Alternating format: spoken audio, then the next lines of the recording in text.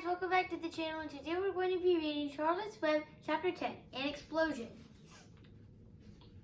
Day after day, the spider waited, head down, for an idea to come to her.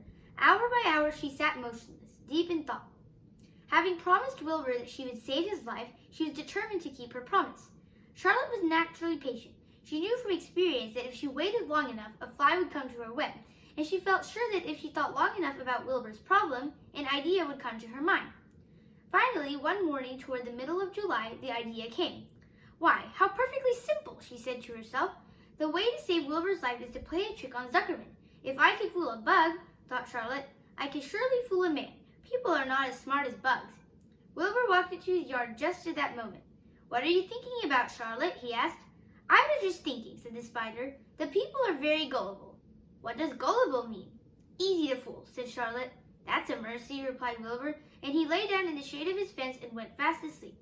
The spider, however, stayed wide awake, gazing affectionately at him and making plans for his future. Summer was half gone. She knew she didn't have much time. That morning, just as Wilbur fell asleep, Avery Arable wandered into the Zuckerman's front yard, followed by Fern. Avery carried a live frog in his hand. Fern had a crown of daisies in her hair. The children ran for the kitchen. Just in time for a piece of blueberry pie, said Mrs. Zuckerman. Look at my frog, said Avery, placing the frog on the drain board and holding out his hand for pie. Take that thing out of here, said Mrs. Zuckerman. He's hot, said Fern. He's almost dead, that frog. He is not, said Avery. He lets me scratch him between the eyes. The frog jumped and landed in Mrs. Zuckerman's dish pan full of soapy water. You're getting your pie on you, said Fern. Can I look for eggs in the hen house, Aunt Edith? Run outdoors, both of you, and don't bother the hens. It's getting all over everything, shouted Fern. His pie is all over his front. Come on, frog, cried Avery. He scooped up his frog. The frog kicked, splashing soapy water onto the blueberry pie. Another crisis, groaned Fern. Let's swing in the swing, said Avery. The children ran to the barn. Mr. Zuckerman had the best swing in the county. It was a single long piece of heavy rope tied to the beam over the north doorway. At the bottom end of the rope was a fat knot to sit on. It was arranged so that you could swing without being pushed. You climbed a ladder to the hayloft. Then, holding the rope, you stood at the edge and looked down and were scared and dizzy. Then you straddled the knot so that it acted as a seat. Then you got up all your nerve, took a deep breath, and jumped. For a second you seemed to be falling to the barn floor far below, but then suddenly the rope would begin to catch you, and you would sail through the barn door going a mile a minute, with the wind whistling in your eyes and ears and hair. Then you would zoom upward into the sky and look up at the clouds, and the rope would twist and you would twist and turn to the rope. Then you would drop down, down, down out of the sky and come sailing back into the barn, almost into the hayloft, then sail out again, not quite so far this time, then in again, not quite so high, then out again, then in again, then out, then in, and then you jump off and fall down and let somebody else try. Mothers for miles around worried about Zuckerman's swing. They feared some child would fall off, but no child ever did. Children almost always hang on to things tighter than their parents think they will. Avery put the frog in his pocket and climbed to the hayloft. The last time I swung in this swing, I almost crashed into a barn swallow, he yelled. Take that frog out, ordered Fern. Avery straddled the rope and jumped. He sailed out through the door, frog and all, and into the sky, frog and all. Then he sailed back into the barn. Your tongue is purple, screamed Fern. So is yours, cried Avery, sailing out again with the frog. I have hay inside my dress. It itches, called Fern. Scratch it, yelled Avery as he sailed back. It's my turn, said Fern. Jump off. Fern's got the itch, sang Avery. When he jumped off, he threw the swing up to his sister. She shut her eyes tight and jumped. She felt the dizzy drop, then the supporting lift of the swing. When she opened her eyes, she was looking up into the blue sky and was about to fly back through the door.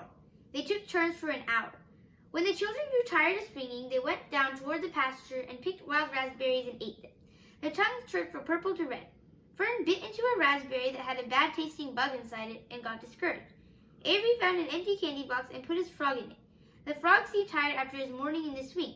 The children walked slowly up toward the barn. They, too, were tired and hardly had enough energy to walk. Let's build a treehouse, suggested Avery. I want to live in a tree with my frog. I'm going to visit Wilbur, Fern announced. They climbed the fence into the lane and walked lazily toward the pig pen. Wilbur heard them coming and got up. Avery noticed the spider web, and coming closer, he saw Charlotte. Hey, look at that big spider, he said. It's tremendous. Leave it alone, commanded Fern. You've got a frog. Isn't that enough? That's a fine spider, and I'm going to capture it, said Avery. He took the cover off the candy box. Then he picked up a stick. I'm going to knock that old spider into this box, he said. Wilbur's heart almost stopped when he saw what was going on.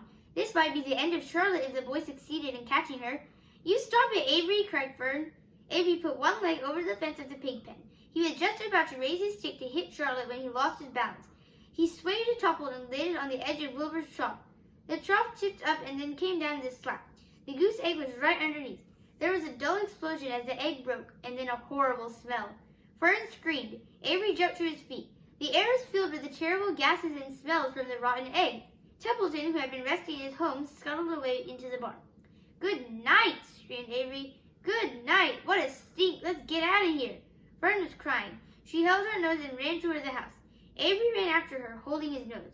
Charlotte felt greatly relieved to see him go. It had been a narrow escape. Later on that morning, the animals came up from the pasture. The sheep, the lambs, the gander, the goose, and the 7 goslings. There were many complaints about the awful smell, and Wilbur had to tell the story over and over again of how the arable boy had tried to capture Charlotte, and how the smell of the broken egg drove him away just in time. It was that rotten goose egg that saved Charlotte's life, said Wilbur. The goose was proud of her share in the adventure. I'm delighted that the egg never hatched, she gabbled. Templeton, of course, was miserable over the loss of his beloved egg, but he couldn't resist boasting. It pays to save things, he said in his surly voice. A rat never knows when something is going to come in handy. I never throw anything away. Well, said one of the lambs, this whole business is all well and good for Charlotte, but what about the rest of us? The smell is unbearable. Who wants to live in a barn that is perfumed with rotten egg? Don't worry, you'll get used to it, said Templeton. He sat up and pulled wisely at his long whiskers and crept away to pay a visit to the dump. When Lurvy showed up at lunchtime carrying a pail of food for Wilbur, he stopped short a few paces from the pig pen. He sniffed the air and made a face. What in thunder, he said. Setting the pail down, he picked up the stick that Avery had dropped and pried the trough up. Rats, he said. Phew! I might have known a rat would make a nest under this trough. How I hate a rat! And Lurvy dragged Wilbur's trough across the yard and kicked some dirt into the rat's nest, burying the broken egg and all Templeton's other possessions. Then he picked up the pail. Wilbur stood in the trough, drooling with hunger. Lurvy poured. The slops ran creamily down around the pig's eyes and ears. Wilbur grunted. He gulped and sucked and gulped, making swishing and swooshing noises, anxious to get everything at once. It was a delicious meal. Skim milk, wheat middlings, leftover pancakes, half a donut, the rind of a summer squash, 2 pieces of stale toast, a third of a ginger snap, a fish tail, 1 orange peel, several noodles from a noodle soup, the scum of a cup of cocoa, an ancient jelly roll, a strip of paper from the lining of the garbage pail, and a spoonful of raspberry jello. Wilbur ate heartily. He planned to leave half a noodle and a few drops of milk for Templeton. Then he remembered that the rat had been useful in saving Charlotte's life, and that Charlotte was trying to save his life, so he left a whole noodle instead of a half. Now that the broken egg was buried, the air cleared and the barn smelled good again. The afternoon passed and evening came.